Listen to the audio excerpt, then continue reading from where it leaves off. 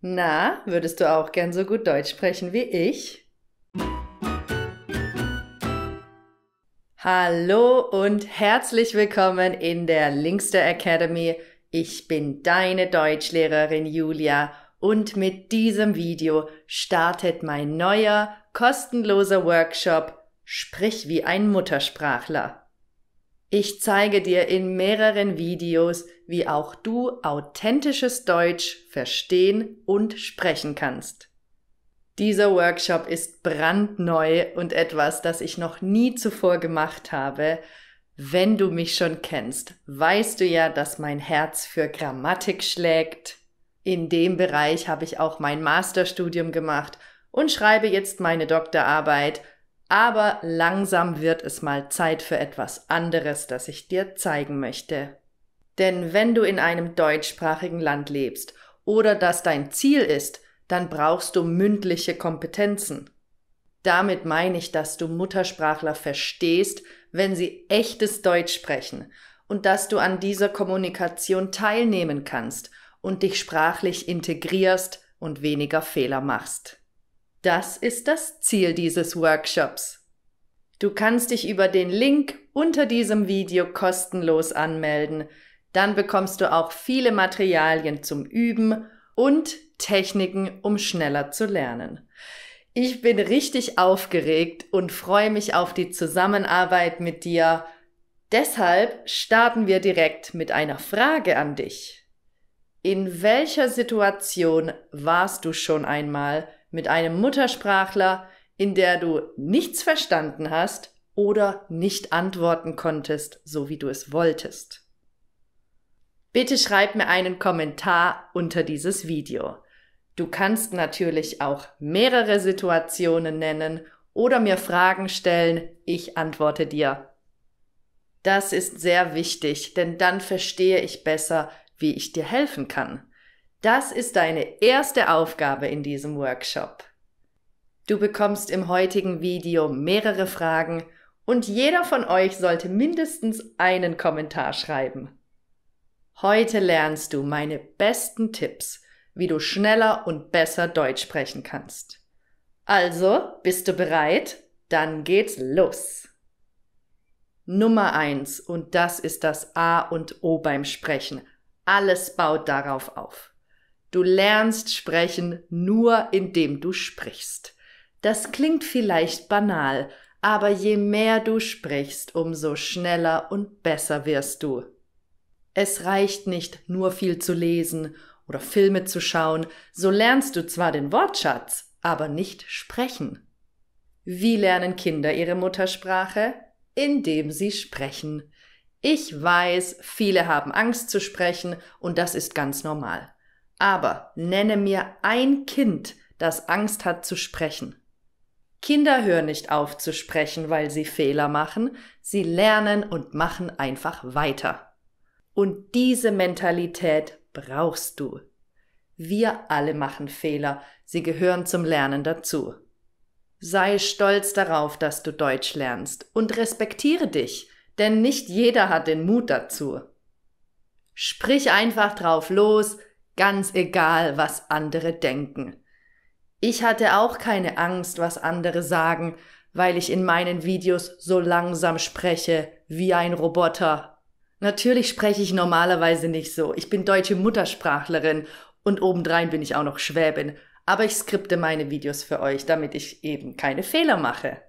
Klar habe ich auch Angst vor Fehlern oder vor bösen Kommentaren, aber deshalb höre ich doch nicht auf, Videos zu machen. Niemals! Das Leben ist zu kurz für sowas und ich ziehe mein Ding durch und deshalb solltest du das auch machen. Also, vielleicht denkst du jetzt, ich habe aber niemanden zum Sprechen. Ja, auch das verstehe ich total. Und es ist nicht ganz einfach. Viele Deutsche sind nicht so offen für Freundschaften, aber einige schon. Wenn du einen Job suchst, schickst du dann eine Bewerbung und wenn du eine Absage bekommst, hörst du auf zu suchen? Nein, du suchst so lange weiter, bis du etwas findest. Und genau so funktioniert das mit Leuten zum Sprechen. Du brauchst nur eine einzige Person von Millionen Muttersprachlern da draußen. Wie kannst du diese Person finden? Wenn du in Deutschland, in Österreich oder in der Schweiz bist, findest du Leute in Clubs und Vereinen. Ich meine nicht im Fitnessclub, wo jeder alleine für sich trainiert. Ich meine Vereine, in denen man Aktivitäten in Gruppen macht. Das kann Fußball sein oder jeder andere Sport in Gruppen. Schachclubs, Buchclubs, es gibt Clubs zum Malen, zum Handwerken, Autoclubs und so weiter. Deutschland ist das Land der Vereine. Geh ins Internet, suche nach Vereinen in deiner Stadt und du wirst etwas finden. Ich verlinke dir in den Materialien des Workshops auch einige Seiten, wo du dich informieren kannst. Und natürlich die Welt von Social Media, Facebook-Gruppen, Instagram und so weiter. Dort kannst du auch Leute zum Sprechen finden. Eine weitere Möglichkeit, und die wird ganz sicher funktionieren, ist Freiwilligenarbeit, auch Ehrenamt genannt. Du kannst im Altenheim, im Kinderheim, bei den Tafeln oder bei Tierschutzprojekten helfen. Menschen brauchen dich und sie werden sich freuen, dich zu haben. Wenn du dich integrieren willst, gehe dorthin, wo man dich direkt integriert. Zweite Aufgabe: Schreib mir einen Kommentar, welche dieser Optionen am besten zu dir persönlich passt. Vielleicht hast du ja auch andere Ideen, dann teile sie mit uns. Kommen wir mal zum nächsten Tipp, und der ist ebenfalls Gold wert. Selbstgespräche. Warum sind Gespräche mit dir selbst, in denen du laut sprichst, so effektiv? Du produzierst Sprache und du bist allein und niemand achtet auf deine Fehler. Du hast Zeit und keinen Druck, sofort zu antworten. Und du kannst dich darauf vorbereiten. Natürlich weißt du nicht, was genau dich in einem Gespräch wirklich erwartet, aber ein bisschen schon. Typisches Beispiel: Bewerbungsgespräche. Es geht immer wieder um dasselbe Thema. Wer bist du? Was kannst du? Und warum bist du die richtige Person für den Job? Das kannst du üben. Schreib dir zuerst mal alles in deiner Muttersprache auf. Denke über deine eigenen Kompetenzen nach, wer du bist, was du willst und was du kannst. Nimm dir genug Zeit dafür, denn das ist ein Prozess. Daraus machst du dann eine kleine Präsentation, die kannst du auch aufnehmen mit dem Handy. Dann schaust du sie dir an und überlegst, was du noch besser machen kannst. Das wiederholst du so lange, bis du es ohne deine Notizen sagen kannst. Und das kannst du mit jedem beliebigen Thema machen. Im privaten Kontext beim Kennenlernen sprechen wir doch auch immer wieder über dasselbe. Wer wir sind, was wir gerne machen, warum wir Deutsch lernen und so weiter. Du möchtest anderen von deinem Land erzählen, du willst von deinen Erfahrungen im Leben sprechen, von deinen Herausforderungen oder von deinen Wünschen. Oder du willst einfach nur jemandem dein Lieblingsrezept zeigen, dann setz dich hin und überlege, was du sagen willst.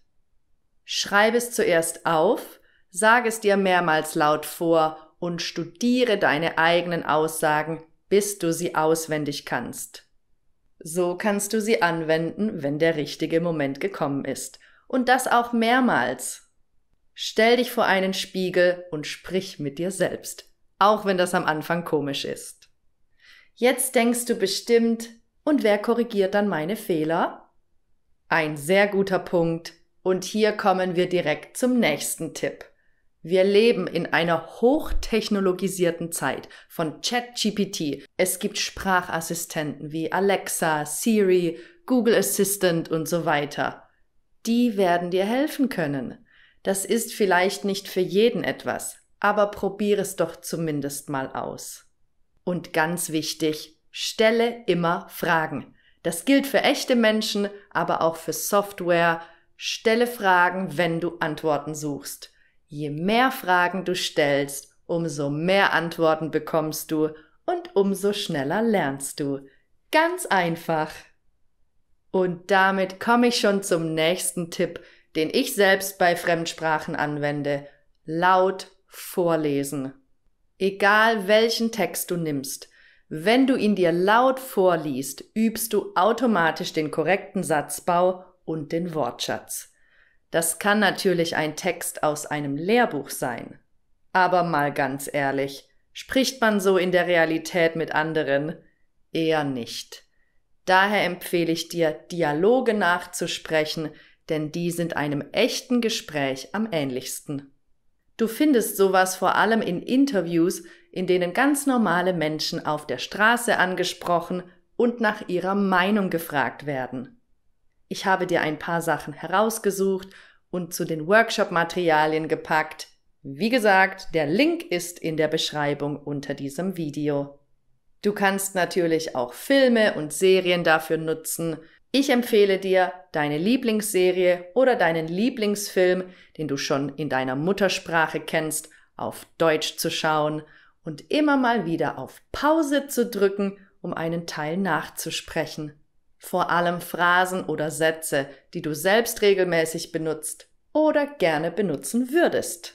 Je öfter du Dinge selbst aussprichst, umso besser bleiben sie dir im Gedächtnis. Wie man im Englischen so schön sagt, fake it till you make it. Mach es so lange nach, bis du es selbst kannst. Dann habe ich noch einen weiteren, etwas kreativeren und vor allem mutigen Tipp für dich. Nimm dein Telefon in die Hand und rufe Leute an. Wen soll ich anrufen? Wenn du gerade ein bestimmtes Thema lernst, zum Beispiel Wohnen, warum rufst du nicht mal bei einer Immobilienfirma an oder in einem Hotel und fragst nach Informationen? Ich weiß, das klingt fast absurd, aber dort gibt es Menschen, die dir Antworten auf deine Fragen geben und das völlig kostenlos. Gleichzeitig lernst du, weniger Angst vor dem Sprechen und vor Telefonaten allgemein zu haben.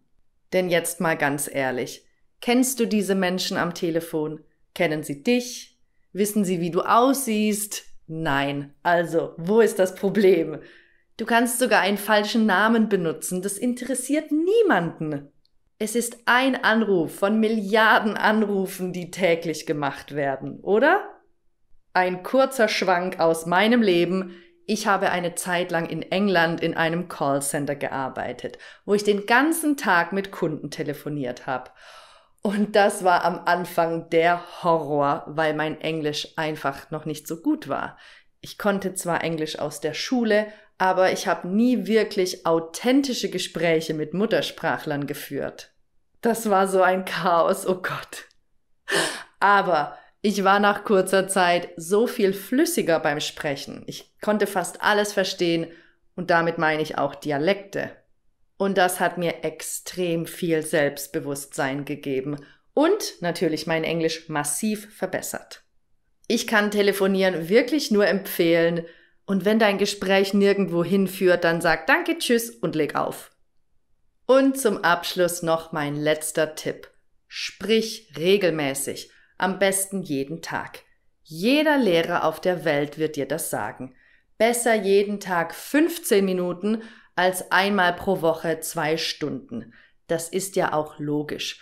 Wenn wir etwas regelmäßig machen, bleibt es uns eher im Gedächtnis. Das ist bei allem so, egal was wir lernen.